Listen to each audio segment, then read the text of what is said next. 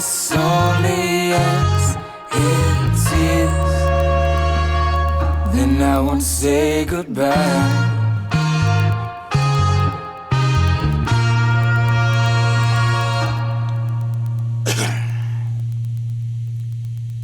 Hello and welcome to Under the Gun. I'm David Tuchman, your host. Under the Gun, sponsored by CrushLivePoker.com, the first and only site out there specifically for live poker. Thank you so much for joining us. We are here each and every Wednesday at 9 p.m. Eastern Time. Cheers. I'm having a Modelo because that's what was in the fridge. Don't judge me, okay? Whatever. Pretty cool stuff going to happen today.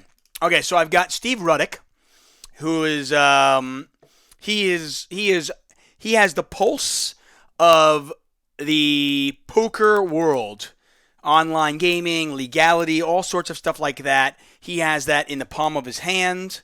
We're going to talk to him about, there was actually a hearing in Washington about online poker. We're going to talk to him. We are going to get Jason Less on the show as well.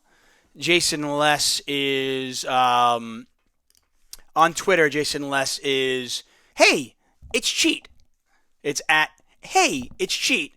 Jason Less, a professional poker player, good guy. We've had him on the show before. In fact, one of the times I've had him on the show is to talk about brains versus AI. Well, fast forward, and it is now Brains versus AI 2, and Jason Less is part of that.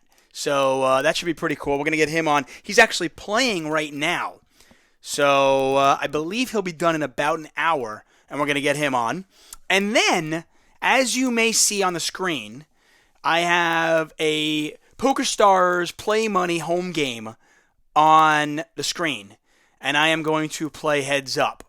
As we go forward, I'm going to play Heads Up versus our guests. We might have some free rolls. You know, if you win, you can play versus me, beat me, win a little bit of money, win a cool hat, whatever it might be. So that'll be pretty cool. Today I'm going to play Bart, I believe. That is the goal. We'll see if they sorted this out. But as you can see there, that's the club number. And if you want to sign up for my poker club, which is Tuch on Sports, use that club number. The password is CrushLivePoker. But just don't join the game, though. If I have a heads-up match set up, don't join unless, I told you we're playing that day. Okay? Anyway, so in this particular day, I got to talk a little Trump with the inauguration coming up. My apologies to you Trump supporters. No, you know what? Fuck that. Sorry, not sorry. But I'm going to talk a little Trump. I've got a little bit of poker, a little bit of Steve Ruddick, a little bit of Jason Less, and then I'll play Heads Up with Bart. So it should be a fun podcast. Thank you so much for joining us. As I mentioned, we are here each and every Wednesday. Twitch.tv/TuchOnSports is the place to go. If you are new to Crush Live Poker, you kind of stumbled upon us, I want you to check it out for free. You can check out CrushLivePoker.com for free using the code DTA401. You get 1 month free. I am headed to Prague in less than 2 weeks for the 888 Poker Festival. Pretty excited about that. I will be doing commentary with Tonka out in who is Neverlucky.tv, I think. So we'll be working together again. We worked together in London. We'll be working together in Prague. Pretty excited about that. He's a pretty cool guy. Funny, knows his poker. So fan of him. Stay in school. What's up, my man? How are you? Yo, yo, yo. What's going on, buddy? I see the subscribers just starting to dwindle in and show up. Not many viewers yet. I'm kind of hoping if we play poker on the site, on my podcast, that more people will join us live. If you are one of the majority who does not watch the show live and just listens in, that's cool. You can do that. I know that 9 p.m. Eastern Time on a Wednesday isn't convenient for everybody. So you can join in. Obviously, you won't be able to watch me play a heads-up match. But and you can't call in. It is a call-in show. Call in 323-825-5134. I urge you to do it. You can call in with your poker questions, pretty much anything. Kind of like a weird Reddit type podcast. I gotta tell you, Modelo's not bad. I mean, it's not bad. I could drink it. It's drinkable, you know? Look at that. Yeah, I am in sync. Praise the Lord. Heck Jacobo says, did you hear about the hilarious online poker sessions Dan Blazarian played on Perkins' account? No, I am not aware of that. Red Claw, what's going on, my man? How are you? Yeah, Bart and I did some testing today, so hopefully everything is working. This is not even using much of my computer, so I'm pretty excited about that as well. Let's get right into the poker. And we talked about relative strength of hands occasionally. Now, if you are new to poker, or I should say actually, if you are an experienced poker player and a winning poker player, this hand might be like, Tuch, no-brainer, obvious. But I think for the vast majority of people out there, they would have a really difficult time here. Anyway, so I'm playing 5-5 at Hustler. Buy-in is $300 to $1,000. As is the case, I always buy in for $1,000. I always top up to $1,000. And at this point, I probably have, say, $1,900 in front of me. The villain has about $900. Give or take, maybe $800, $830, somewhere around there. Anyway, we get a limp from a basic fish. Then we get a raise from the villain. He is in the cutoff, and he raises. I'm on the button, and I have Jack-9 suited. Now, this is a hand that I will occasionally 3-bet with, depending on who was the original raiser. And sometimes I'll just call. Rarely I will fold. It really depends on my opponent's stack size. But Jack-9 suited is a hand that I really do want to see a flop with, especially in position. Now, in this particular case, I don't want to 3-bet the villain because I don't really need to get a heads up with him. He's a decent player. I should even say he's a good player. Not great. But if I was to say his strengths are that he probably appears to inexperienced players like he gives more action than he does. He's actually quite straightforward. But I wouldn't say he's overly aggressive. He's probably fairly standard. Like, he can be aggressive at times. But to me, he actually appears to be more aggressive than he actually is. Okay? Anyway, Stay in School says, Tuch, who you plan to play heads up? Each week, I'm going to play somebody new. Oftentimes, it'll be somebody that I'm interviewing. So while we're interviewing, while I'm talking to him, having a conversation, we'll play heads up. I might even do free rolls out there, like I said. So stay tuned. We're going to have some like CrushLivePoker, Tuch on Sports free rolls, where if you win, you can play me heads up. If you beat me heads up, you win something, whether it's $20, a free sweatshirt, whatever it might be. We'll figure it out. But there's going to be some free rolls, which will be pretty sweet as well. Anyway, let's get back to the hand. So some of the factors that I decide whether I want to 3-bet a player or not is, do I want to get a heads up with this guy or not? If this guy were a complete fish, yeah, I wouldn't mind isolating him. If there was more dead money in the pot, I wouldn't mind taking it down pre. But this is a particular case where Jack-9 suited, I'm in position. I don't really want to ISO a decent player. I'd rather bring the blinds in and the limper who's kind of a spot. So I call. His raise, by the way, was 20. I call. One blind calls. Another guy calls. And so the pot is now $85. Anyway, flop comes out Jack 10 4 with one diamond. Okay?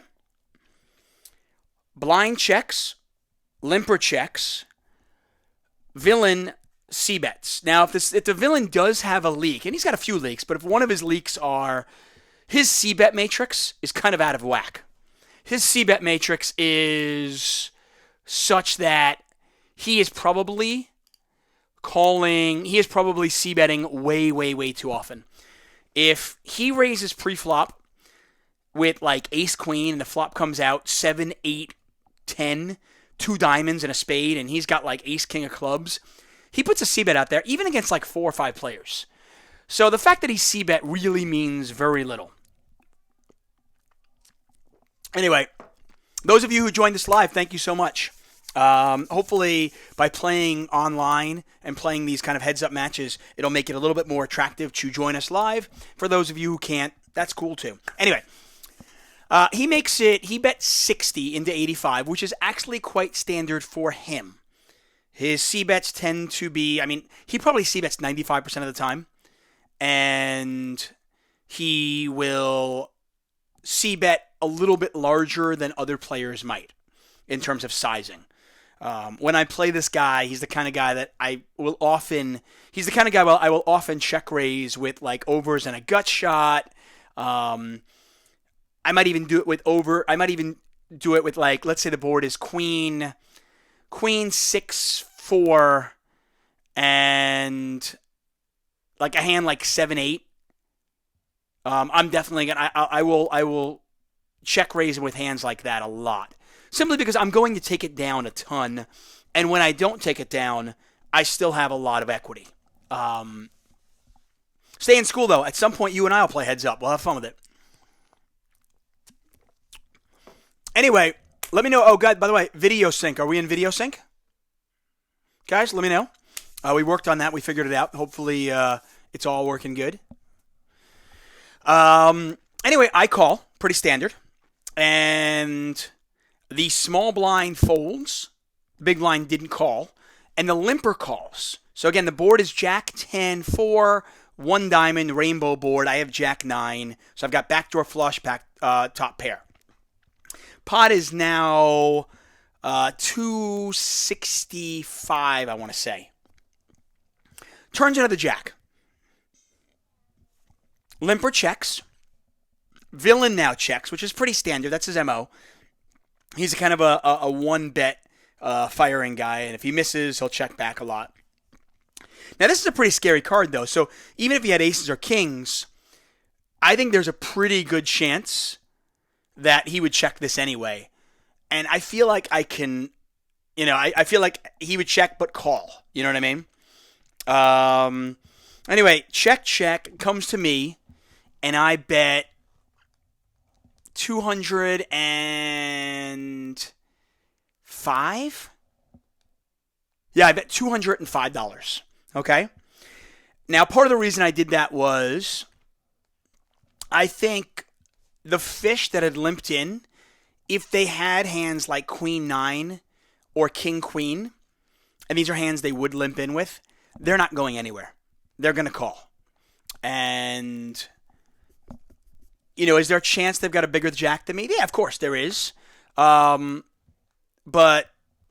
I'd rather take a chance of value owning myself against that particular player. They'll also, by the way, the spot that limped in will also limp in with Jack X suited as well.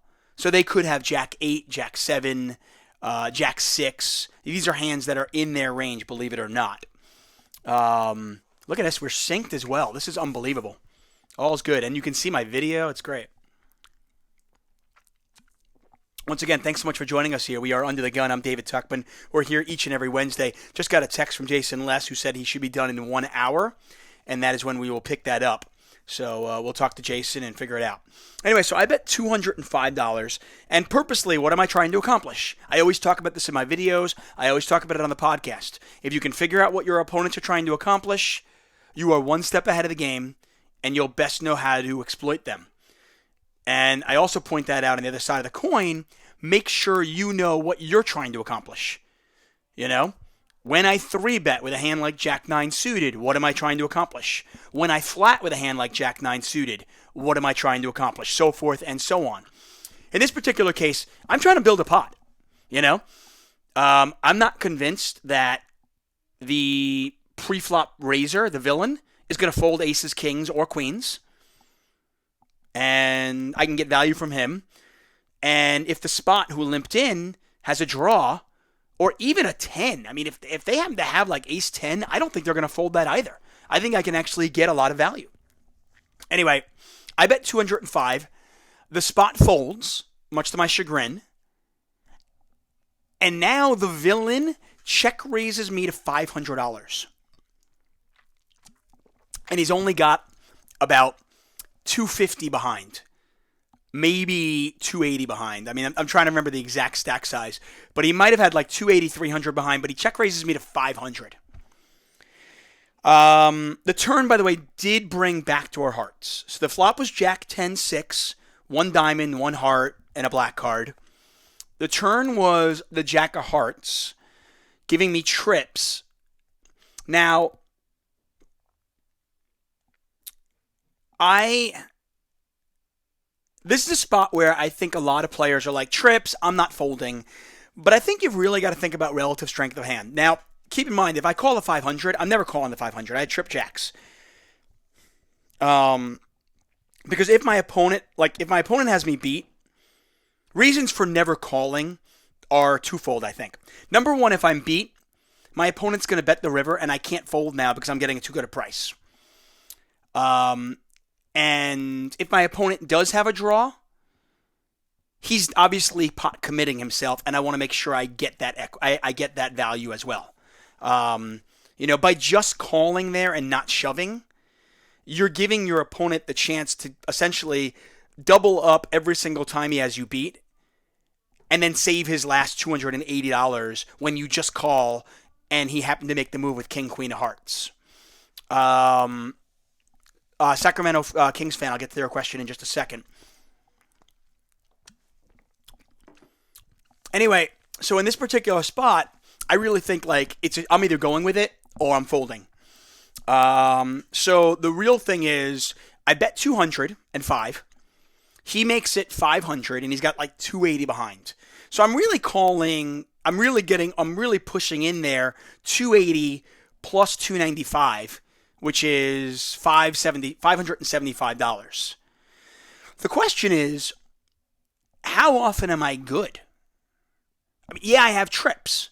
And I know to a lot of players out there, especially if you're new to poker, if you're new to live poker, you're thinking, or let's say you're an online player and you're thinking, well, I can't fold trips here. If I'm folding trips, it's just too exploitable.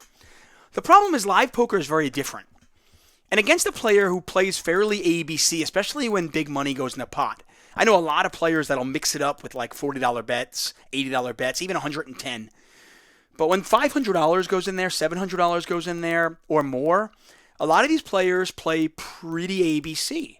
And if he check raises me, I mean, I'm looking at maybe pocket tens, maybe ace jack, maybe king jack. I mean, does he ever have a jack that I can beat? Remember, he was a pre-flop raiser. Really hard to come up with a hand I can beat here. I can't beat jack 10. I can't beat queen jack. I can't beat king jack. I can't beat ace jack. I can't beat pocket tens. I mean, maybe king, queen of hearts, like one combination? Queen, 9 of hearts, maybe? Is that a hand that maybe he could play this way? So maybe I can come up with 2 combinations that I can actually beat? And I think for a lot of you out there who are familiar with CrushLivePoker and have been beating the game for quite some time, you probably think this is a fairly easy and standard fold. But I think you also know that the vast majority of poker players out there don't make this fold. And for a lot of you out there who might have stumbled on the show and are new to poker and new to CrushLivePoker, you might be thinking, dude, you have trips. You can't fold. That's crazy. The problem is we really have to put our opponent on a range of hands. And when he check raises me on the turn,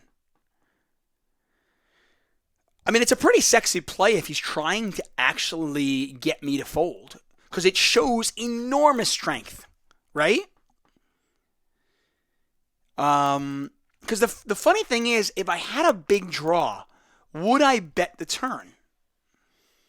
Now, in a heads-up spot, I think I would, because I'm trying to put a lot of pressure on aces and kings. Like, let's say I had king, queen of hearts. I think I probably, would bet the turn, simply because I can put a ton of pressure on the pre-flop raiser. I can get him to fold hands like ace-king. I can get him to fold hands like ace-queen. And I can put a ton of pressure on hands like queens and kings. But in a three-way pot, I've got to be wary of the player who limped in and called the flop. What did that person call with? If I don't have a jack, maybe they do. I mean, it makes it a little bit more likely that they do. So I might not bet because I don't want to get check raised off my draw. So I might actually be checking. So I think when I bet, and I'm not sure if if the villain on my right is, on this level or not. And that's, of course, part of the game. That's part of the challenge, figuring out what level your opponent's at. But I don't know if I'm really betting many hands except the jack. Now, I know many of you might be thinking, but Tuchman, you got to be balanced, though. I mean, if you're only betting a jack here or better, isn't that exploitable? Well, let's stop, though. I'm not only betting a jack or a full house all the time, just against this particular opponent in this exact situation. When a fish limps in, calls the flop, I might not bet a jack in that exact situation, okay?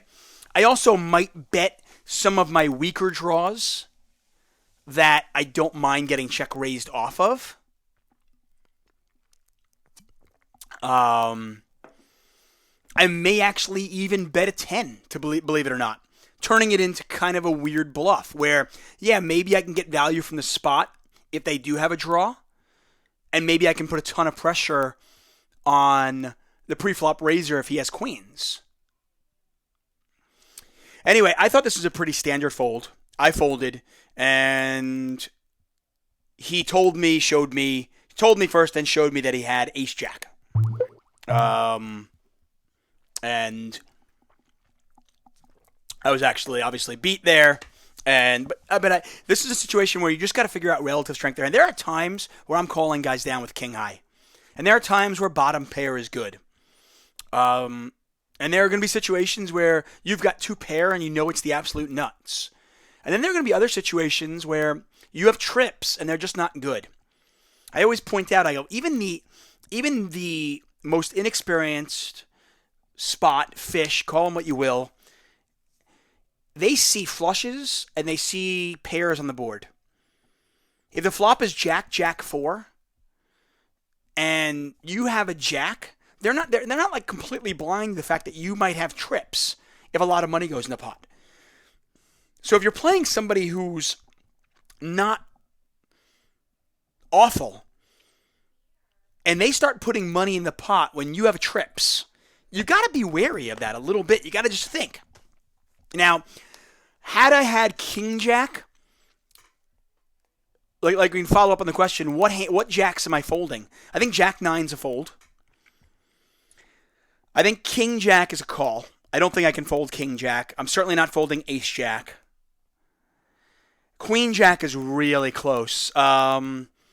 The fact of the matter is, unless you think your opponent is opening hands like jack 8 and jack 9, I think you probably have to fold queen jack as well.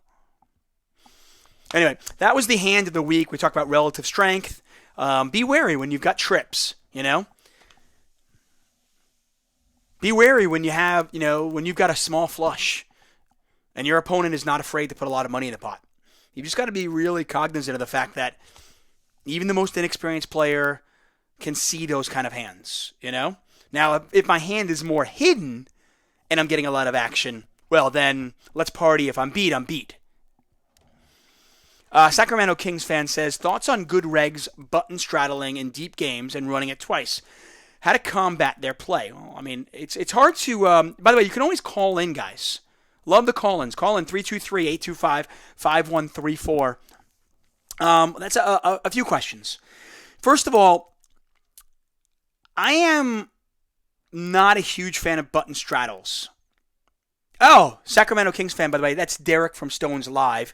Thank you. I appreciate it. If you haven't seen my last Crush Live Poker video, which I showed last week, actually the last two videos I did were part 1 and part 2 of the same series, where I covered a 5-5-10 deep stack game up at Stones Live. We had 3 Crush Live Poker subscribers in that game. Derek, Jeff, and Kelly. Sacramento King says, at first I was hesitant to play on the live stream, but I've been getting so much out of it. You will. By playing on these live streams, you get a lot more out of it. Being able to watch your play, you'll get a lot more out of it than what you give away. I promise you that. If a good reg is button straddling in deep games, it makes the game.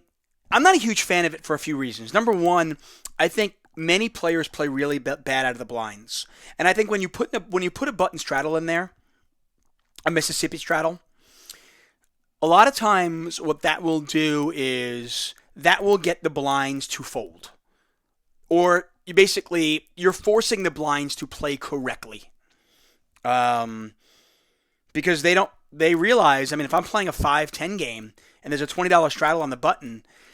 If I've got a hand like 7-9 offsuit out of the small blind, this is a hand I might call. I might, but I'm saying this other guy might call if there's just a raise. But now he's got to call in early position, and then he's got to worry about the whole table, and he ends up folding that hand, and we don't really want him to fold that hand.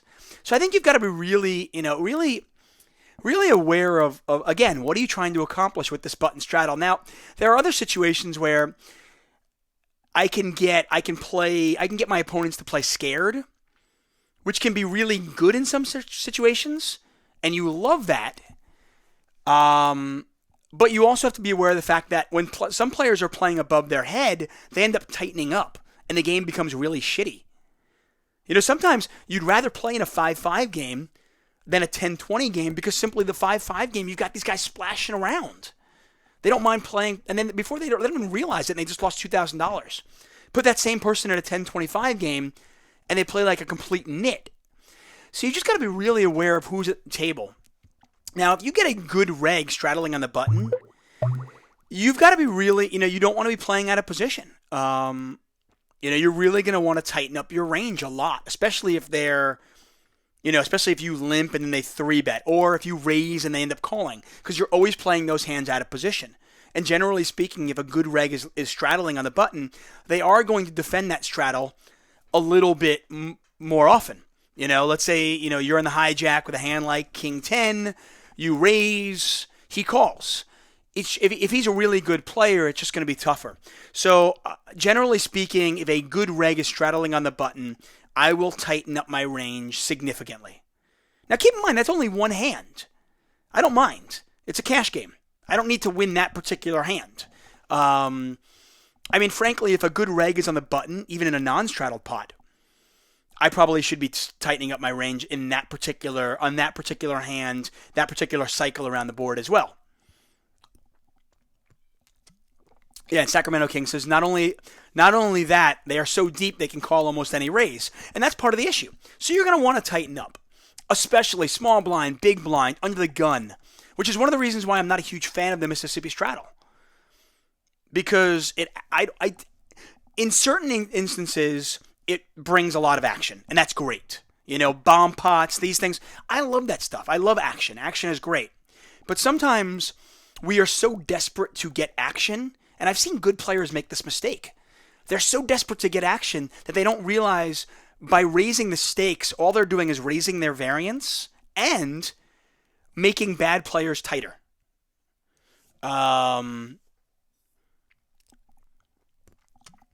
Sacramento Kings fan says I was merged 3-betting a little bit more thin.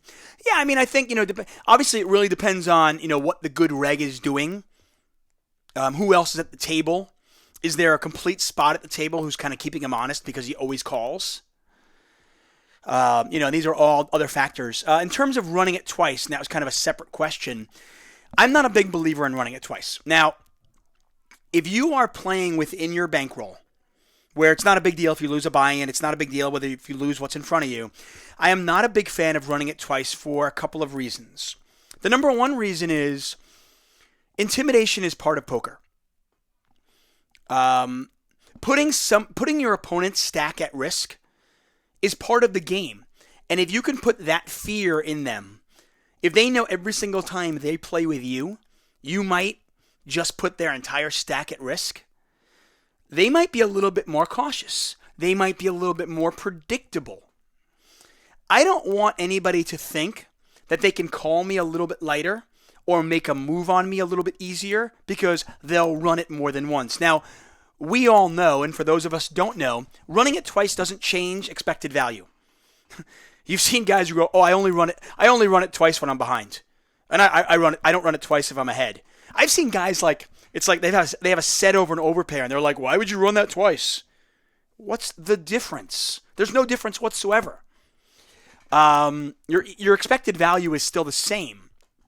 Now, I think if you can deal with the variance, it's much better to not run it twice. Number one reason, of course, fear is part of the game, as I just said. The other reason also is if you are not prone to tilt and your opponent might be, then I want that variance in the game.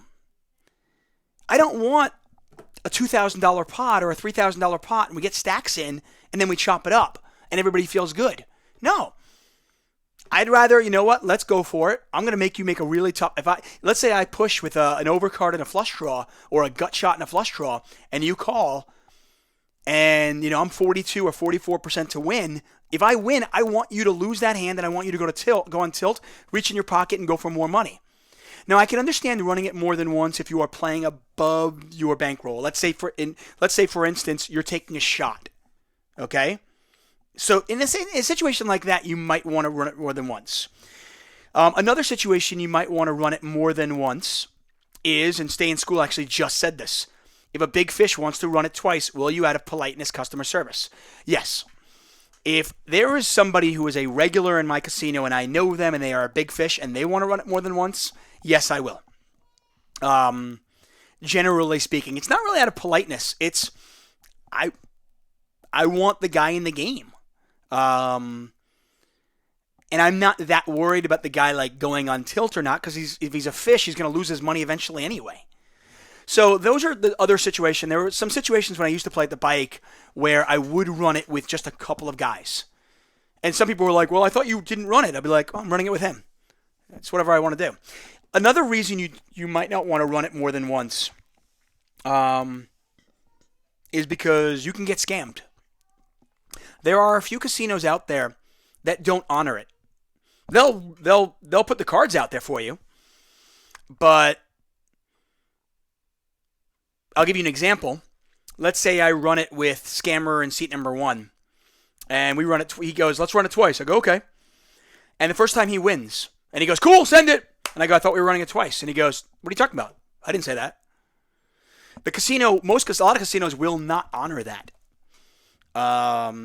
So, there's kind of a threefold reason. Number one, intimidation is part of the game. And I want that fear. I want that intimidation in my opponents. Number two, I'm not going to tilt as often as my opponents are. And if I can get my opponent on tilt, even better. Especially if they're going to reach in their pocket for more and more money. And number three is you could get scammed. Somebody can take a little bit of an angle shot on you, and you got to be careful. So, be careful there. And Bart or CrushLivePoker says, I'm not sure why people are shocked. Real casinos do that all the time. It's true. You just got to, I've always pointed this out. You have to protect yourself. You have to. So, if I'm running it twice, it's generally with a really, really close friend, and I'm like 50-50 with him. And it's a huge pot. We're talking like $10,000. Or I'm playing against a fish who really wants to run it more than once. And I'm doing it to keep him happy and keep him as a good customer. Okay? That's basically the two reasons why I would do it. Anyway, let's get Steve Ruddick on the line. Got some more questions, but I'll get to those in a second. We'll get Mr. Ruddick on the line. See what my boy has to say. Once again, he's got his hand. Don't call now. He has got his hand on the pulse of the poker world. So I want to get Ruddick on the line. I swear to God, I'm here for 40 minutes. Nobody calls. The second I say I want to call somebody up, that's when you call.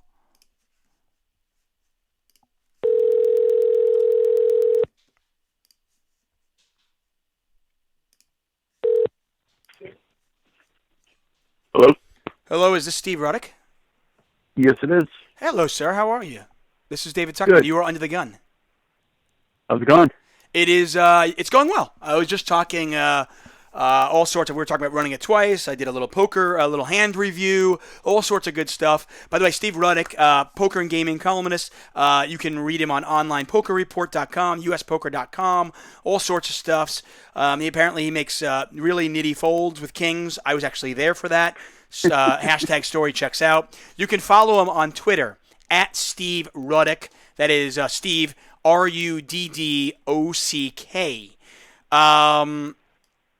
First of all, are you a New England Patriot fan? Yes, I am. Oh God, I can't get away from you people. You're like the friggin' fungus between my toes. I live here. I lived here my whole life. Yeah. Red Sox, Patriots, Celtics, you name it. You know what? I respect. If you live there, I mean, it's like Bart. I mean, my buddy. It's like, if you're from the area, I can't hate on that. Yeah. I mean, when I was growing up, we had season tickets. I'm 40, so this was in the 80s. So I lived through some really bad years.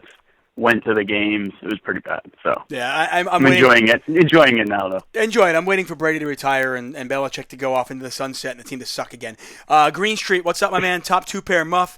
Floppy Nuts, thanks for joining us, guys. We are here every Wednesday, 9 p.m. Eastern Time. And I am incorporating more things. So I'm going to be playing online poker. In fact, I asked Steve to play with me, and his response was, I don't really play heads up. Dude. That's not really what I said. That was my third excuse for not playing. Yeah, whatever. Hey, so I was just talking about how you've got your pulse on the state of poker and where we're at from a legal point of view. I try to get you or Chris Grove on the line every once in a while. I don't think I've had you on yet, though. Where are we at? I know there was a hearing today in Washington, of all places, which is kind of amazing considering even before 2011, Washington was the one state you could not play in. I remember talking to Yevgeny Timoshenko about that. Yeah, Washington passed a bill in '06 that actually made online poker, it turned it into a felony. So you could actually get like 5 years or a $50,000 fine for playing it online in Washington. Which is just insane when you think about it, right? I mean, is that just insane when you think about that? Yeah, it's pretty bad. I actually went through the court system for about 4 years, and finally it was like fully enacted in 2010. The state Supreme Court ruled that the law was constitutional. Well, it's actually constitutional. Wow, it's just amazing that the penalty. Because I remember back in '09, I met Yevgeny Timoshenko. And he had lived up in the Washington area, and he basically, when I talked to him about it, he was like, hey, no, don't talk about me playing online poker up in Washington. He was really, really, obviously, for obvious reasons, very hesitant about that. So anyway, there were hearings today in Washington. How did those go? Give us the kind of the Cliff Note version. Yeah, we had a very informal hearing today. So there isn't a bill in Washington. They're just kind of they have a DFS bill, but not an online poker bill at the moment. So very, very what we call educational hearings. So basically, especially when new lawmakers are elected, January, February time, they come in and they kind of have to get them up to speed when they get their committee assignments. So it seemed like today was let's get these new members in the legislature up to speed on what we're looking at, what kind of gambling issues we might have. Unfortunately, it sounded like they have a lot of work to do on the education front. Even some of the longtime legislators there seem to not have any clue whatsoever about how online poker works. Talk us through this for a second for those of us who have no idea how it works. And I remember being in fifth grade where it was like, hey, how a bill becomes a law. But we're not even at that. You said a bill hasn't even been presented. So how does today happen in Washington? Yeah, but basically, so you can pretty much have a hearing on whatever you want. But who brings it? But I'm saying who starts the hearing? Is it a state congressman or is it just can it be a regular citizen? Yeah, somebody will usually it'll be somebody in the legislature. They'll put forth a proposal. There's a DFS proposal. So they're going to have a hearing that's going to talk about DFS, and they're like, well, last year in 2015 we had these online poker bills that were introduced and really went nowhere. So let's kind of revisit that while we're at the DFS thing, and then they'll go from there.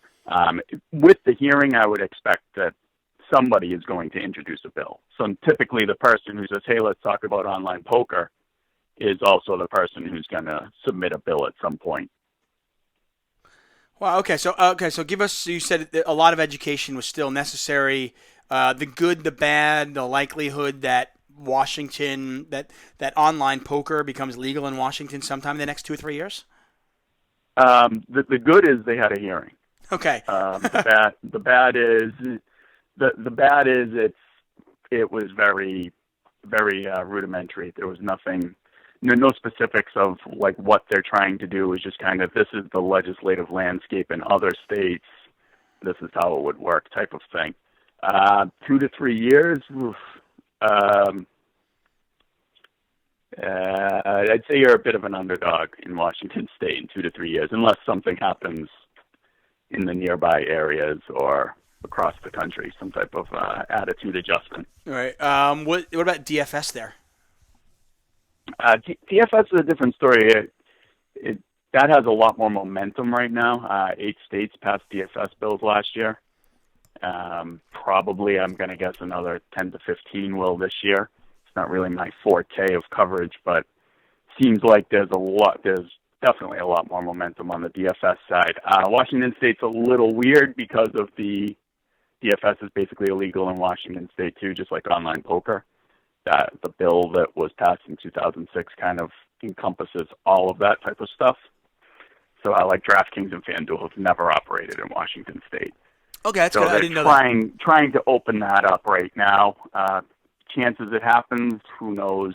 It's a lot of tribal gaming in Washington State, and why are they going to allow an expansion of gaming if they're not going to get any part of it? I saw you tweet about, apparently there was also a hearing on wine. What? Yeah, right before the online. Apparently, this is the committee to be on because it was alcohol and gaming. That's what I'm thinking. I'm like, this committee is like what? Like alcohol, gaming, and whores. It's like awesome. How do I sign up for that one? It was the Commerce, Labor, and Sports Committee. Okay. So, but today they talked about wine, beer, spirits, and then online gambling. And what was the topic? Did you even pay attention to the spirits part of it? Oh, no, I watched a little of it. It was basically they want to change the way craft beers can be sold in the state. So they wanted to basically allow craft breweries to sell at like gas stations or something, and obviously liquor stores didn't like that. Okay. I was wondering. I've been to Seattle a few times, and I love Seattle. It's one of my favorite cities. In fact, it's kind of like on my short list. Like, if my wife and I, if our family ever move, Seattle is one of the few cities that I'd be like, yeah, I could live there. And I was just wondering if it was a state that you could only have like a 3% alcohol beer, and I don't remember that because I've partied in Seattle and I've gotten drunk in Seattle, so I don't think that's the case, which is why I was wondering, what is there to talk about spirits?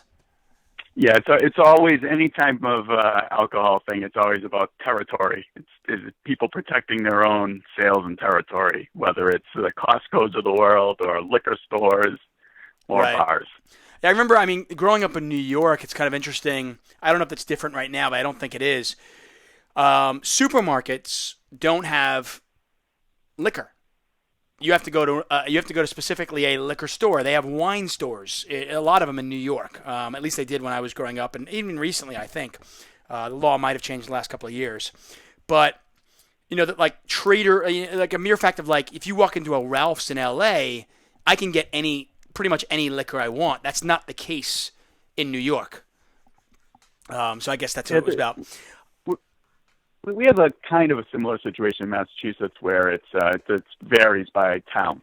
So okay. Where I grew up in a town called Milford, you had to have a liquor license. They didn't have beer and wine licenses. But then if you went a few towns over, you could get a beer and wine license, or you had grocery stores that sold beer and wine. Which is always so ridiculous. My wife, yeah. During the summer, we have a house, and I should say, my wife's family has houses at a lake in upstate New York, in a small little town called Argyle, New York. Argyle is ironically one of the few dry towns left in the United States. And it's the reason I say ironic is because on this lake, nobody's sober ever. Ever. The entire summer, you're drinking from wake up till nighttime. So you literally drive the town over and you get beer and stuff and you bring it home. But the actual town of Argyle is dry, which is it's utterly ridiculous. Where's Milford in Mass? Towards the Rhode Island border. Okay, cool. I'm actually going to be in Massachusetts in October, early October. One of my wife's best friends is getting married, so we're going to be headed out that way. So whereabouts? I have no idea, but I'd like to think that we can extend the vacation a couple of days and like hang out in Boston, maybe even go to a Patriots game. Yeah, there you go. I'd like to be there for the start of the downfall of Tom Brady. I figure next year he's 40 years old. You think maybe you can be like the bad luck that gets him injured? Dude, I am the cooler. That's what I'm going to be. I am the Tom Brady cooler. At least I can hope I can be that. Listen, win the Super Bowl this year and then just ride off into the sunset. I mean, the guy, if you follow me on Twitter at Tuch on Sports, you'll see I actually gave the guy all the love in the world. I said today, I have watched, I don't know if you did you read Peter King's article on Tom Brady? I haven't read it, no. It's just, basically all it is anecdotes from all the players and coaches he's played with over the last, over his career. Yeah, I've seen some highlights of that. Okay. Yeah, I saw a couple today. And it's just, it's phenomenal, and you wonder why this guy is the best. And I go, listen, I'm a Jets fan. I've watched a lot of football. I've covered football. I've been paid to cover football. I hate Tom Brady with every ounce of blood that is coursing through my veins, okay? And there is no quarterback that I would rather have under center for my team. None. I think Rich Ryan would disagree with that. Of course Rich Ryan would. He used to work at Poker News. He's got like Brady ranked number 8 all time or something. Rich Ryan's a moron. Okay, I love Rich. Okay, he's in my fantasy league. I just want to bet on him versus him, by the way, because he came out and said, "Oh, the Patriots are overrated." Da da da. I go, "Hey, listen, why don't we have a friendly bet? I don't even know what the spread will be. I'll take New England, whatever the opening line is versus Houston." He said, "Sure." So I had to give him 16 points. Obviously, they covered, and I won. Rich Ryan, if you check out our Twitter feed back and forth, he and I have been going at it because he's like, yeah, Tom Brady's not even in the top 5. So he names the top 3, and then he doesn't name 4 or 5. He wouldn't even name 4 or 5 for a long time. And his argument for Tom Brady is like, what does the guy do? Like, he was like, he doesn't look like he's really good. Like, what? Like, yeah, he pulls out those weird stats on you. Like, no, there are no stats. His argument is basically, oh, he doesn't pass the eye test. He throws a bunch of 5-yard passes. Who cares? Well, he's got like yards after first contact on 15 yards in routes. Honestly, I talked to him about it. I go, he is making the argument, the equivalent argument of, oh, that basketball player is better than that basketball player because he can do a 360 reverse dunk, and he looks better doing it. That's his argument. That's pretty close to it, yeah. Yeah, it's utterly ridiculous. And by the way, anybody who knows me, I hate him. I hate Tom Brady. I'm a Jet fan. I mean, if Tom Brady tore his ACL tomorrow and had to retire, I wouldn't care. I'd be happy. I'd celebrate it. Stay in school pointing out that they barely covered. Yeah, by the way, they had one of their worst games of the season. Tom Brady throws as many picks in one game that he did the entire season, and they still won by 18. Anyway, we covered Washington. What about the rest of the country? I mean, I talked to Chris Grove about Pennsylvania like a year ago. He was optimistic. California, I know, I read an article by you like Virginia, maybe West Virginia. Where are we right now? Because it seems like poker is blowing up. I mean, we have more. I've been hearing poker's dead, and I disagree wholeheartedly. Wherever I travel, poker is doing really well in the brick-and-mortar casinos. I mean, they keep opening poker rooms everywhere, and most of them are doing quite well. Where are we on an online basis? Yeah, I actually agree with you that the demise of poker is greatly overstated. Yeah. I mean, I got into the game in like 98, 99, and poker was close to dead at that point in casinos. So any anybody who tells you that it's like it's in a lot of trouble right now doesn't really understand where it used to be. Online, Pennsylvania is still looking really good. I was very bullish on it last year, like Chris was. Probably like 50-50 at the beginning of the year, and as time wore on, I was like 75% that they were going to pass it, and then they had a couple of legislative hiccups. But normally how this works is there's a progression. Like, so today you saw in Washington State, they had a hearing. Somebody might introduce a bill. Then the next year, it might pass a committee, it might pass one of the houses of the legislature. So where we're at in Pennsylvania is last year, online gambling passed the House of Representatives twice. The Senate didn't vote on it. So we're just that one step away from it in Pennsylvania. I'm really optimistic about that state this year. And we really need another state to pass, which would then hopefully trigger other states. So California, there's too much there. It's just too big of a state, too many different interests for them to really get on the same page at this point. What about like a state like New York? I mean, I know when I did some reading. I read a lot of your stuff and Chris's stuff, and I try to stay on top of it as much as I can. And obviously Nevada has been somewhat of an abject failure. Delaware is basically non-existent. But from what we've seen, New Jersey is a lot of positive things coming out of New Jersey. And if we get another state like Pennsylvania joining on, and it works there as well, maybe we can build some momentum. Tell me I'm wrong on any of those, by the way, if I am. Yeah, I think you're pretty close. I wouldn't. It depends on how you term a failure. Like from a revenue standpoint, it just Nevada and Delaware just don't have the bodies to make it really worthwhile. But there is upfront licensing fees, and people are playing them, so right. It's not an abject failure. There's a lot of regulatory successes. So if you're in New York and you're a legislator and you're like, geez, there's really not a lot of money coming in, but you can look at it and say, well, the consumer protections are working. So New York Senate passed an online poker bill last year, so there's a chance that you might see some movement there this year. The assembly there is kind of wishy-washy on it, so you kind of have to have the confluence of right events to happen for them to pass something this year, but it's not out of the question. Massachusetts really pushing a ton of stuff, looking at online lottery. They have an online gambling and daily fantasy sports panel, a study panel going on. In Michigan had some movement last year. See where they are later this year. What you'll see right now is, so January, February, you'll start to see these early states throwing out gambling bills. I mean, you'll even see states like Mississippi and places like that. There's a guy in Mississippi who introduces an online gambling bill every year. So like Mississippi, though, is so conservative. I can't imagine it ever passing there. Yeah, and it never goes anywhere, but it is a gambling state. They have a lot of casinos. Yeah, so. No, it's funny how ironic and how hypocritical it is in that regard. Hey, let me ask you another question based on, as we go from state to state, why doesn't New Jersey cooperate with Nevada and combine their player pool? Because that seems like such a no-brainer to me. Because, I mean, obviously, I would imagine, it's kind of like all boats rise with a high tide. I would imagine the more players, it's not just like, oh, you'll get one more table. No, if more players playing, and if your player pool is bigger, then more people actually enter the player pool because they're more excited about it as well. Yeah, for sure. Especially that's definitely just a poker thing. So most of New Jersey's revenue is coming from the casino side, but where the holdup comes in is the regulations in each state. So New Jersey has this thing where the servers have to be located in Atlantic City.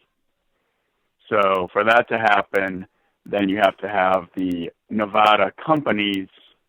I mean, you could go in and tinker with the law, how it's written a little bit, and change that. But regardless, you have two very entrenched regulatory bodies. You have the New Jersey Division of Gaming Enforcement and the Nevada Gaming Control Board.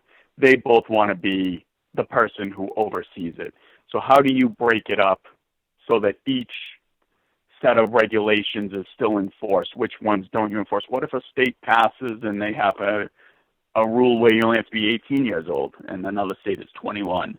What if the tax rates are different? Right, right. So, I mean, I understand. I guess, but I mean, even in the tax rates, though. I mean, if I'm playing in if I'm playing in New Jersey, then my taxes should go to New Jersey, and whatever the tax rate is there, that's what I got to pay. And if I'm playing in Nevada, is it that difficult to kind of like wrap your head around that? Basically, yes. But what ends up happening is you have 888, so WSOP.com in Nevada, and they have a real low tax rate, so their rate's pretty good.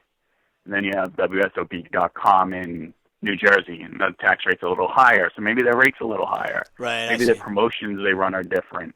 Plus, that's the third obstacle. So you have, if you want to team up with Nevada and Delaware, you have WSOP.com and 888. That's who you have in Delaware and Nevada. Well, that's great for WSOP.com and Caesars in Atlantic City.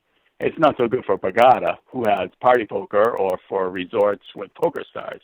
They're getting nothing out of the liquidity sharing, so they're not going to be on board for that. So there has to be some kind of way. That's why Delaware and Nevada work so easily. Yeah, but who cares, though? That's like, their regulators were hands off. Right. And it's the same site operates both. They have monopoly in both states. Yeah, but I mean, adding Delaware and Nevada together is like the odds of, I mean, that's like the equivalent of being like, oh, let's get all the girls in the same room that want to have sex with me. Okay, and nobody shows up. It's like, I mean, I guess my pessimism with all of this is the fact that, it's funny, I had Brian Rast on the podcast last week, and he talked about online poker basically being dead in 10 years anyway. He thinks that with HUDs and, interestingly enough, I'm getting Jason Less on the line in like 2 minutes, and we're going to talk AI versus brains. So it kind of flows into that. But that was Brian Rast's point. He goes, they are developing computers at such a fast rate right now, and there's software out there that, these games are going to be, he doesn't think poker will ever be solved in a live scenario, but there's a significant chance that it could be solved from an online standpoint. They're definitely beatable. Yeah. It would be very good. Like maybe the top 0.1% of 1% could still beat the bots in 10 years. Maybe, but right. For any normal person, you're going to get creamed by a bot. Right, and then my point, so I have that issue to deal with, and then on top of that, even if, obviously I want online poker, because with online poker, you get more TV shows, you get more poker, I get more work. It's great. I like the fact that I can watch football on a Sunday and play a Sunday major. I mean, these are things that I'd love to do, but I feel like unless the states are going to combine, how can I ever get that excited about playing in just Pennsylvania or in Michigan or whatever state I might be in? I mean, short of basically New York and California and maybe a handful of others, there just aren't that many states out there that have a large enough player pool to sustain themselves. Yeah, I actually wrote something about that recently, about New Jersey, and it was basically you have to get used to it. You have to get used to the new reality. The 2006 50,000 people on at the same time is just not going to happen when Slovenia and Latvia and Italy and France and everybody has their own player pool. Right. It's not just the U.S. that's breaking up their player pools. It's everywhere. Hey, quickly, so we have to get used to it. Quickly, before I let you go, what's going on in Australia? Why did Poker Stars pull out? Why is Poker Stars pulling out and 888 is pulling out already? What's going on there? Australia was always a gray market, which basically means it's sort of kind of like the U.S. in 2008. So it was never like technically legal. Now you have the government is revisiting the way they do things, and they're looking at online gambling sites and sites that are not licensed. Basically, you're running an unlicensed business, and if you're operating in a gray market. And so the government's not getting the tax revenue from it, so they're not going to like that. So 888 pulled out. Poker Stars, I'm going to guess, is going to follow suit at some point. It's a big market, but, I mean, if you want to be on the right side of the law and regulations, you kind of have to do it. Yeah, it's amazing though what's going on. It's sickening. Obviously, it's funny. We have this talk, and obviously anybody listening to this podcast, we're all on the same side. So it's the equivalent of four liberals having an argument talking about how awful they hate Trump, or four Trump supporters talking about how crazy liberals are. There's no real point when you're having a conversation with like-minded individuals. Anyway, Steve, thank you so much for your time. I really appreciate it. Kind of give us a little bit of look-see. So Pennsylvania is our most optimistic right now, huh? Yeah, look something this spring, March, April. Let's go, Pennsylvania. Once again, you guys can follow Steve at Steve Ruddick. That is SteveRuddock. Give him a follow. He's a really good read. Don't fold kings to Sean Deeb ever again. I'll try not to. I don't think the situation will come up again, though. Later, my man. Have a good one. All right. Bye. So that, my friend, that is Steve Ruddick. We're going to get Jason Less on the line. We were talking about, bots. Jason Less played against Claudico a while ago with Doug Polk and a couple other players. It was AI versus Brains, and he was invited to play AI versus Brains 2. So we're going to get him on the line, and we're going to talk to my boy and see where he's at. Let's see if I can find his number in here. That's weird. He's not in here, so I'm gonna just dial it in. It's all good. Man, it's so annoying that you've got to. It's weird. I mean, I shouldn't even say it's weird anymore. It's just the fact that online poker is not legal is just so sickening. Anyway, let's get Mr. Less on the line. I want to thank everybody who's joined us here. Got a nice little turnout. Capico, Nipbag. What's up, Dave? Hey, how are you, Jason Less? You were under the gun, my man. I'm under the gun, and how am I? I am tired right now, man. Just another long day grinding against Librados. Is this day number what? This is day number 8 of 20. 8 of 20. How long is each day, by the way? Each day is going till about 10 p.m. Okay. By the way, guys, this is Jason Less. He's on Twitter as Hey, it's Cheat. Yep, I literally just finished my session today. How did we do? The humans got devastated today. I just lost you. I might have to call Jason Less back because we did just lose him. So we'll see what's going on with that. And then, hold on, Jason. I lost you there. I just lose right now. Chase, I lost you for about 25 seconds there. You said the humans got devastated, and then you said I lost, and then we lost you. So what happened? I think I lost 30K the first session and lost 50K the second session. Okay. So I think as a whole, we might have lost, I don't know, a lot today. A lot today. Maybe around 200K. Who are the 4 players that are playing this time? Same 4, or? Me and Dong are the same returning players. Then we have Jimmy Chow and Daniel McAuley. Okay, fair enough. Give me, in terms of the upgrades in this particular AI versus last time, what differences have you noticed, and how much harder is this AI to beat? It's just for certain much more difficult. I know a lot of people watched the last one. They saw Claudico make some real insane moves all the time. And, to be honest, some big mistakes. And those mistakes really appear plugs now. We really, fighting to find weaknesses to try and go after. And it really does seem like every day the bot plays better. And I guess that's based on, every night they're running their algorithms on the supercomputer, updating its strategy. And it just seems like it's getting better each day, which is crazy because we're only, a little over a third of the way through. So do the 4 of you sit down and talk about strategy and what's working and what's not working and maybe, figure out a way to exploit AI? Our time here is 100% devoted to this challenge. So basically, I'll give you a rundown of a basic day that'll answer your question. Yeah, please. We start playing at 11 a.m. We play till about 10 p.m. We take an hour lunch break in the middle of that. Then we get back to the hotel to try and get dinner before the restaurant closes. And we've already started to work on strategy together at that point. We get the log files, which we can convert to hand histories that we start studying. I would say on average we study till like 2 a.m.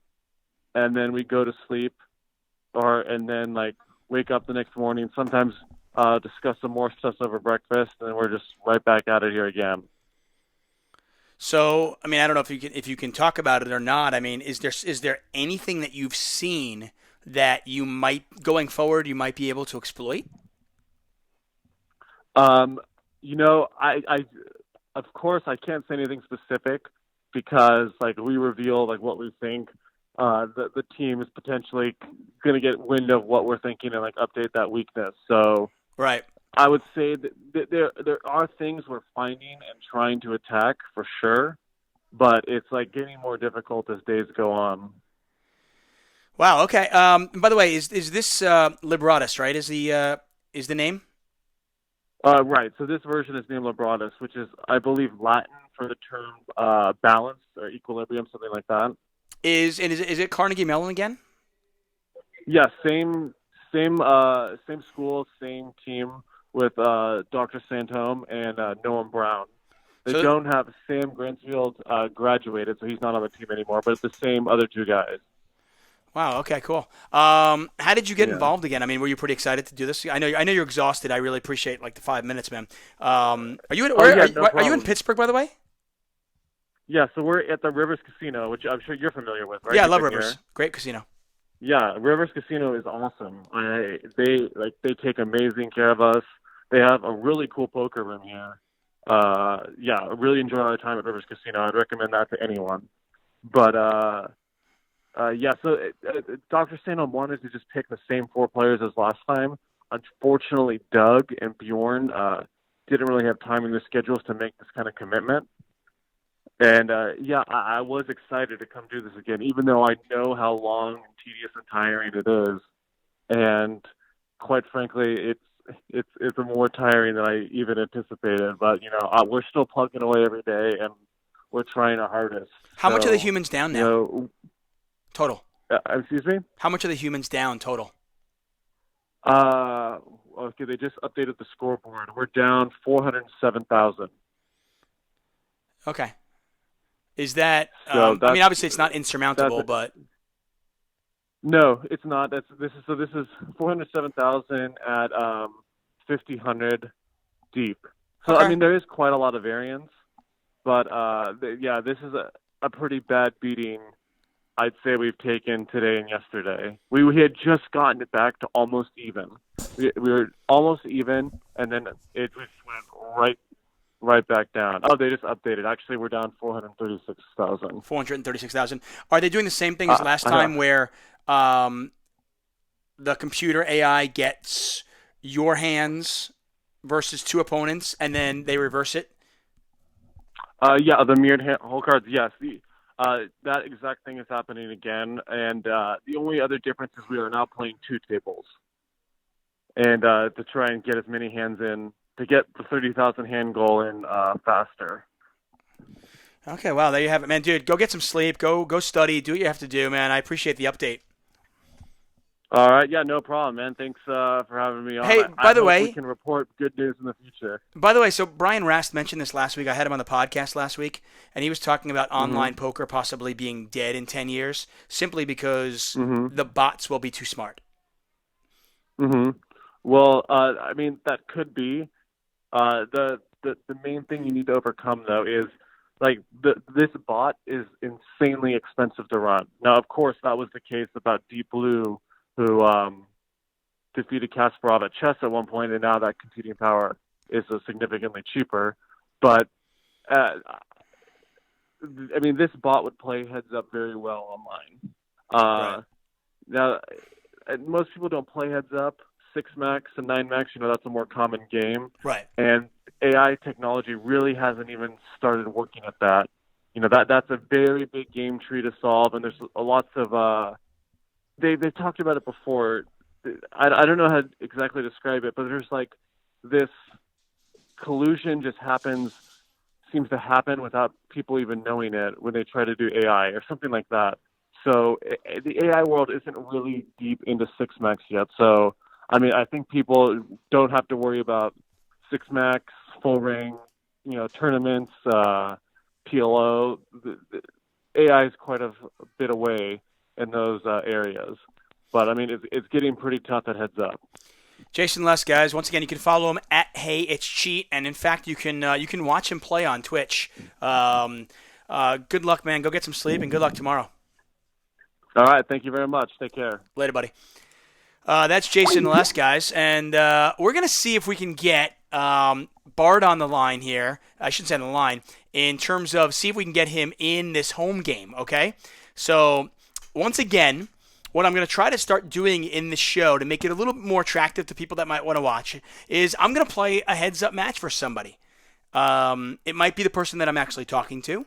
It might be some random guy. We might have free rolls for people that are joining us live. All sorts of fun stuff. Another cool thing on Crush Live Poker, and I want you guys to check it out, is Crush Live Poker has a YouTube channel. So if you miss my show or you miss Bart's show, and I believe his podcast is on Mondays, might be on Sundays. I'm sorry, Bart.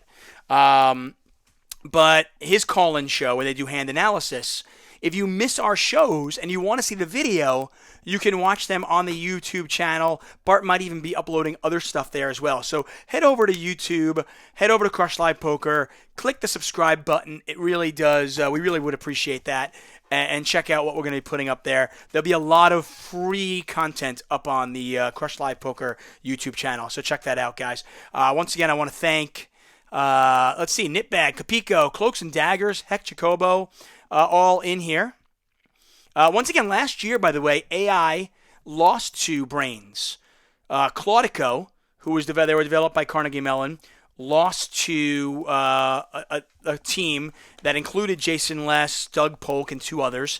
And this year, you can see, obviously, Lebradas defeating or beating the Brains right now at a tune of 436,000. Capico says, I'll play heads up for play chips. Why not? What I'm going to be doing, actually, is because I live in L.A., I can't play for, on money site right now. But I'm going to play on Stars.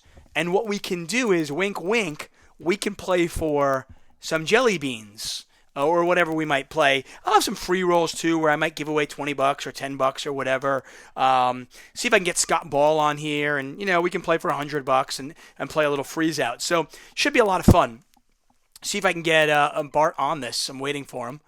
I have set up a home game, a private home game on Poker Stars. So if you want to download it and you want to play for free, you can. You can see the club number on there. I think it's 209-7176 or 7376. Yeah, 209-7376. Tuch on Sports is the name of the poker club.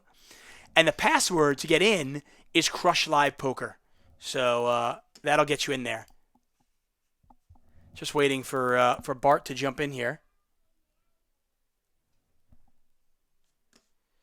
Oh, Bart says I have to accept him. How do I do that?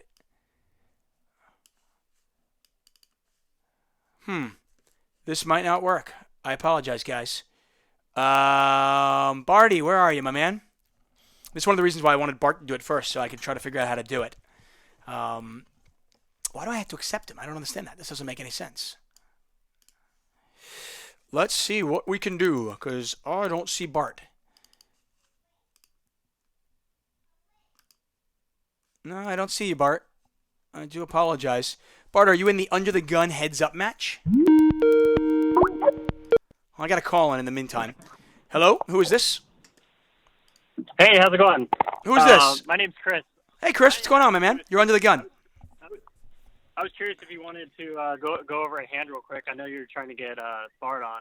Yeah, sure. Go on. While Bart tries to figure this out, or while I try to figure this out, why not? Let's get a hand going on. Chris, where are you from, man? LA. LA. Cool. Okay. Give me the hand.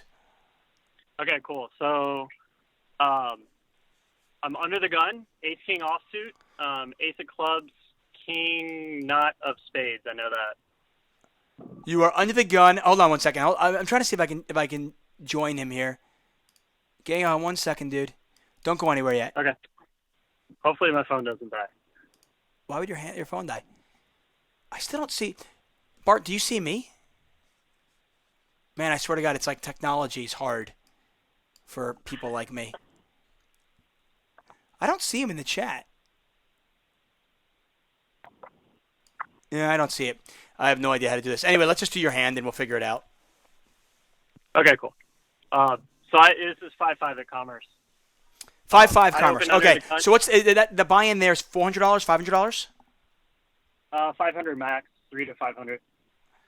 Okay, 3 to 500. So what's the effective stacks? I have 1100. Okay. And yeah, I'll tell you the other villain. So I open under the gun 18 offsuit to 25. Villain in the hijack 3 bets to 75. He has about 700 in his stack. Okay. Total. Big blind ships for $95 total. Okay, so the raise has not been reopened for your opponent. And that's the big thing to know. Keep going. Correct. Yeah. So I flat and villain flat. Okay. Any inclination to get it in? I mean, to isolate the all in. The guy who shoved all in, was he tilting? I mean, did you think that he would have garbage, or what kind of thing to do? He was playing pretty tight, and he was not tilting at all. He probably had a solid holding. Yeah, I mean, I figured he had either a strong ace or a big pocket pair, tens, jacks, queens. Tens are better, I think. Okay. Keep going. Okay, so you're okay. And what about the 3 better? What do we know about him? He played a couple hands weird. He shipped it with 4-bet shoved all in with 7s in the big blind earlier against a couple opponents. It was kind of strange, and he's played a couple hands kind of strange. Like I honestly couldn't tell if he was like bluffing or not in some of them. Okay, fair enough. So you flat. Okay, so you flat 75. I'm sorry, you flat the 95. So the pot is like $300. We'll say $290, somewhere along those lines. Go ahead. Correct. Flop comes ace, jack, 8. Ace, jack, 8. Of spades. And what is your hand? Ace, king, what? Ace, king. I have ace of clubs, king of hearts. Okay, and it's ace, jack, 8 with 2 spades. You've got an all-in player already, so there's no side pot. Correct. Okay, what's your play? So I check to the 3-better. And he checks behind. He checked behind. Okay. So turn is a 7 of clubs. Okay. And I bet out 100. Which I know Okay, is so you bet small. 100 into like 290. Why so small? Well, the 2 things. One, this is literally, I had my racks and I was trying to leave.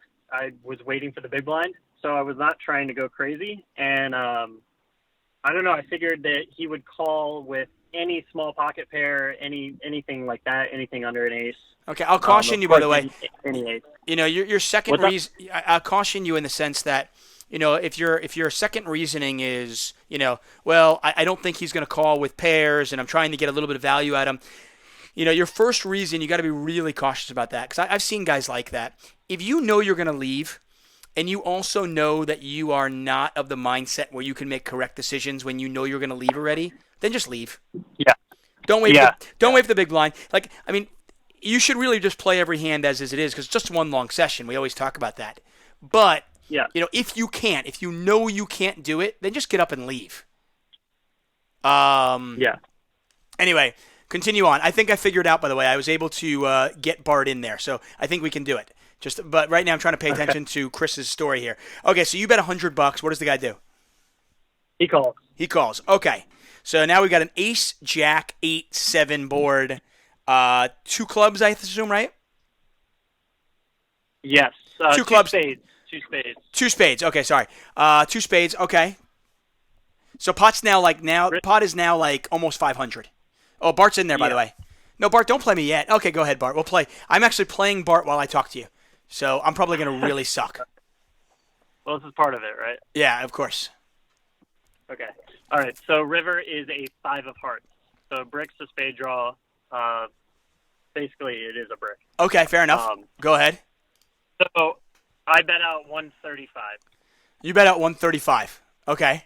He just, he seemed weak, and I was like, oh, I'll just try to get some extra value here. And he ships for $295 on top. What did you bet on the river? 135. 135, huh? And what did he ship? $295 on top. Man, I call. I'm not folding that hand. I'm sorry. It's like the way you play the hand, you've kind of induced a bluff in a weird way.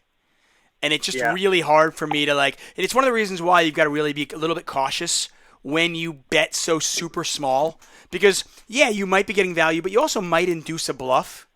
And your hand, like, I mean, on a 2-spade board, I'm just not convinced that my opponent is going to, slow play that much by checking back and then betting, and then just calling. Yeah, and then not raising me on the turn. Right? Yeah, I'm calling that. And if he's got me beat, he's got me beat, I mean, he could have pocket fives. I mean, that's a weird hand to have there, but he could have that. If he's a limit player, you never know. Yeah. So okay. That's my thought. What did you do? I called. He had pocket jacks. Okay, I mean, that's going to happen. I mean, like I said, it wouldn't have shocked me if he has pocket jacks because you see players do that sometimes, But, I don't mind it at all. So my question is, if on the turn, so say I bet a more reasonable amount. Say I bet 200, right? Yeah. That leaves him with about 300, right? Something like that. 300 behind. So would you ship the river? Do you think? Yeah, probably. I mean, I just think I've got the best hand there. I mean, I to be honest with you, there's a good chance that I might have played the hand a little bit more aggressively. Post. Maybe got it in pre-flop. Yeah. Maybe got it in pre-flop. Right. Well, I'm not 4-betting the fold, that's for sure. Well, yeah. Anyway, dude, listen, I'm gonna finish this heads up match with Bart, okay? All right, cool. Thanks for taking the call. Hey, my pleasure, buddy. I'll talk to you soon. All right. Be well. Yeah, I mean, I don't like. By the way, I mean, we didn't really get into it too much. I don't like his bet on the turn. I think I'm going to play that hand a lot more aggressively, and I think if I play the hand more aggressively, I'm going to, if I decide to play the hand more aggressively, I'm just going to get it in, and I'm going to bet more on the flop on the turn too. I mean, at that level, guys just aren't. At that level, guys just aren't like, they're not going to fold kings right away. I think he might even call with kings one street, and you can get some more value. You're just not that deep, relatively. Once you start getting 3-bets and 4-bets in there, you're just not that deep. You know what I mean?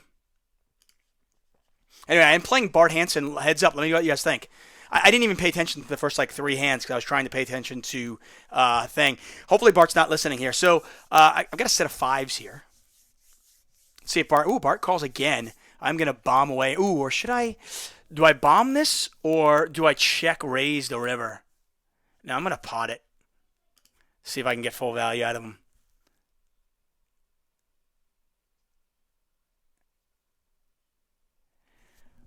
I am just beating Bart like a bitch. That's right, buddy. What do you got, man? What do you got? So I'm going to be doing this. Like I said, we'll do free rolls. We'll have a good time with it. See if I can kind of play around with the people that we're playing with. All sorts of fun stuff.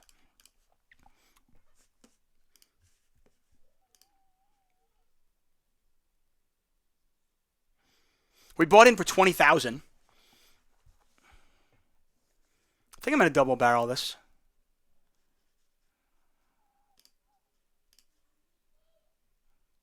Put some pressure on Bart. What does Bart do with a 3 or a deuce or 9?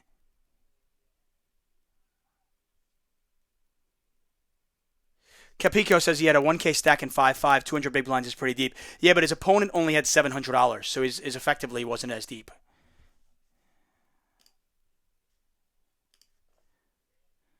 Bart might call me down here. Let's see.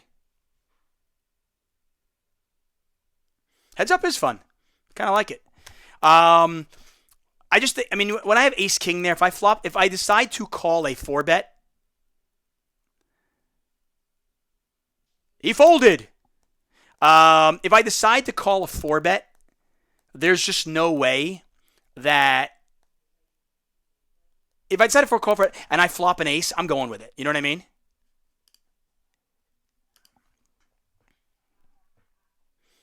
Picked up the red kings here. This might not be that exciting for a lot of people at home, so I may just cut off the thing. But I am playing Bart Heads Up. So for those of you at home who want to kind of watch this, you can. It's pretty cool. You can join us every Wednesday night, twitch.tv/Tuch on Sports, 9 p.m. Eastern Time. Give Bart a little bit of rope here. See if he hangs himself. But I'm going to play against, I can play this with guys that I'm playing, I can play this with, players that I might be playing, I might have a conversation with, talking with, Jason Less. In this particular case, I wanted to see if I can get Bart on there, so we'll see what's going on. By the way, I'm playing kings as kind of a bluff catcher on the turn, and I'm going to continue playing as a bluff catcher. Now the question is, do I want to raise? I'm just going to call this. Oh, wow, he flopped the stones. He flopped the stones against me, and I was able to get away from it. Capico says, still 140 or so big blinds. I'm betting the turn bigger and then folding to a river jam. Capico, the one thing with that hand is, I'll point out, if you bet the turn bigger, then there's not enough room to fold, because you're going to bet the turn bigger, and then in all likelihood, you're going to fold the river anyway. You're going to probably move all in on the river.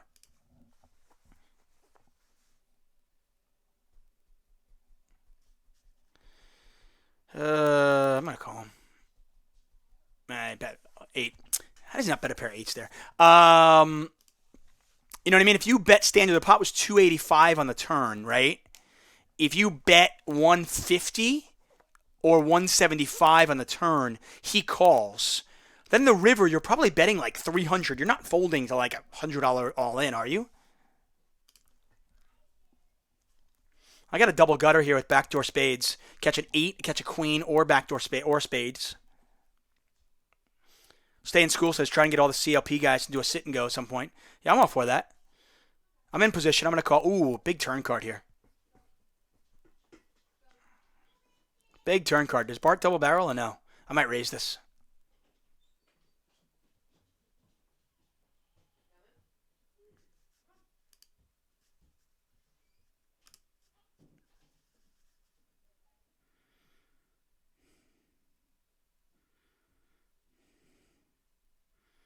No way I'm folding.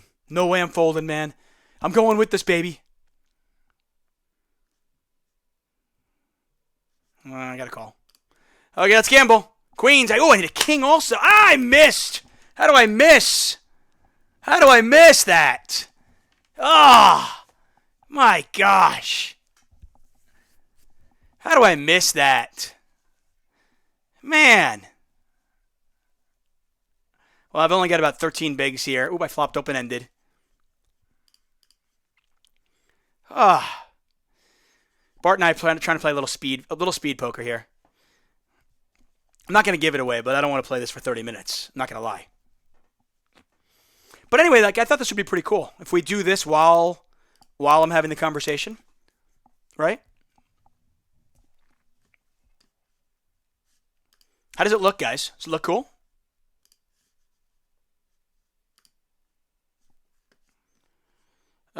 Do 7 again. How do I not get there? Man.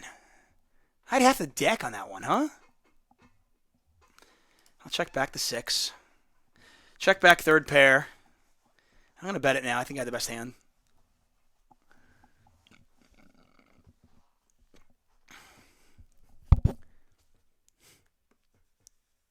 Nipek says, have you ever had that much fun playing full ring? I do. I love the game. In all fairness, I actually love this game. I love poker. It's a great game. Anyway, I think I'm just going to give this match to Bart and call it a day. Are they taking a rake? They actually take a rake, guys. This is crazy. Because we started with 20,000 each, I'm pretty sure. So they take a rake. That's insane.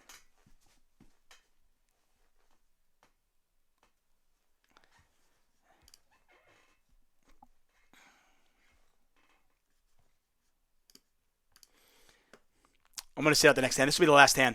Anyway, I just wanted to see how this would work, guys.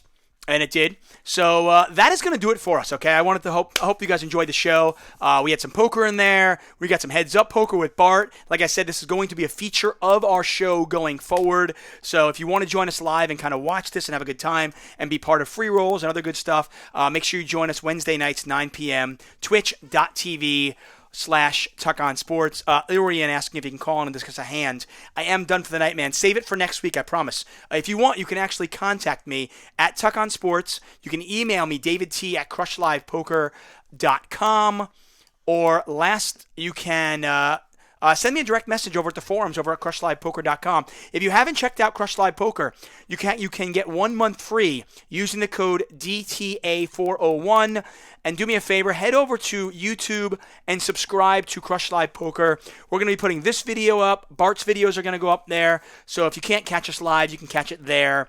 Anyway, guys, listen. Nothing but love for you. Thanks so much. If you have an interesting hand that you want me to review, you can send me an email. Once again, that's davidT@CrushLivePoker.com. Send me all the details, and I'll pick the best one or two to kind of go over each week. Okay? Anyway, nothing but love for you guys. I will talk to you next Wednesday, 9 p.m., twitch.tv/Tuch on Sports.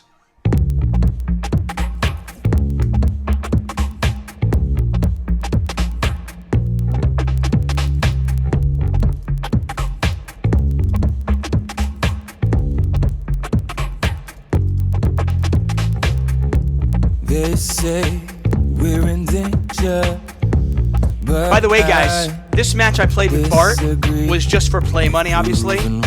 But going forward, I'm going to do a little freeze outs for real money. So a little bit more interesting.